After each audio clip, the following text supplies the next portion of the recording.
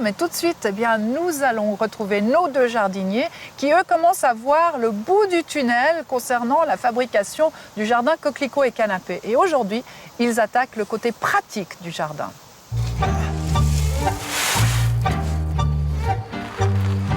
Les travaux du jardin sont bientôt finis. Il reste quelques aménagements assez particuliers à faire.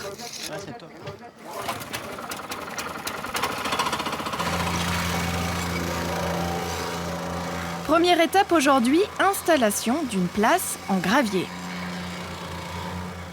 Une place en gravier est un élément construit, aménagé sur un terrain stable, tassé et perméable. L'avantage, c'est plaques. C'est que le gravier va bien rester Stable, stable, bouge pas. ça va pas aller dans la terre. C'est facile à découper.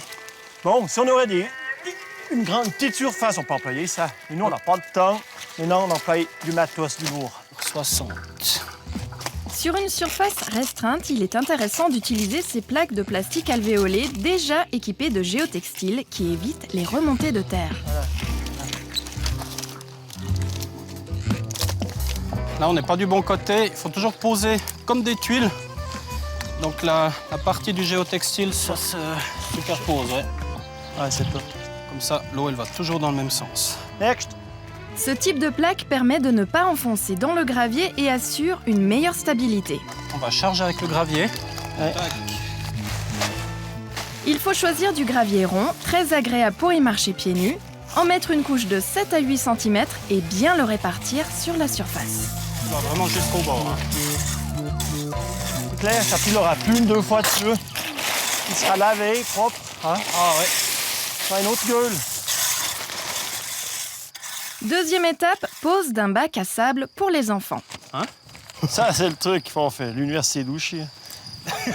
On commence par le géotextile pour éviter les remontées de gravier ou de terre et on suit le mode d'emploi pour le reste. Ce n'est pas si compliqué. Faut pas prendre n'importe quel sable.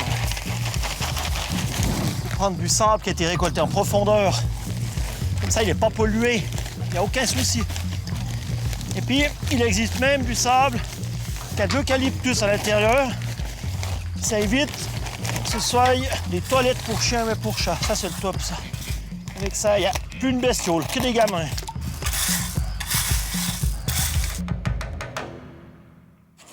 Troisième étape, la pose d'un sèche-linge. D'un côté, préparer du béton. Rajouter de l'eau, on peut toujours. En enlever, c'est pas possible. Ils parlent chinois, les vers de terre. Hein. De l'autre, creuser un trou. Voilà. Attends, on va voir combien on est. 50 piles. Pile 50. Alors au fond, on met un petit peu de gravier pour pas que ça stagne. Là, le béton, c'est du béton sec. Hein. 55 kg, on met 2 litres et demi. Puis il vaut mieux en faire des petites quantités à la fois. Hein. Verser le béton, ajuster. Moins 12. Moins 12 pour qu'on ait encore assez d'épaisseur pour que le gazon pousse. Voilà, là on est bon. Il faut encore juste couvrir le béton pour éviter qu'il se craquelle. Qu'il n'y a pas un chat qui est dedans. Hein. Puis que 3 les jours. gamins, ils nous démontrent tout. Hein. Exactement.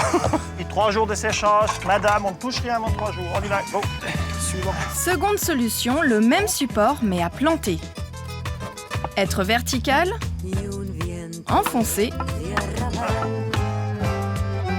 Juste remplir avec un petit peu de terre. Puis on fera toujours gaffe l'hiver. Hein. C'est de bien le squatcher. Bien soit de l'enlever parce que tout d'un coup, il y a de l'eau qui va dedans. Il gèle, dégèle. Attention. Suffit de tirer. et voilà.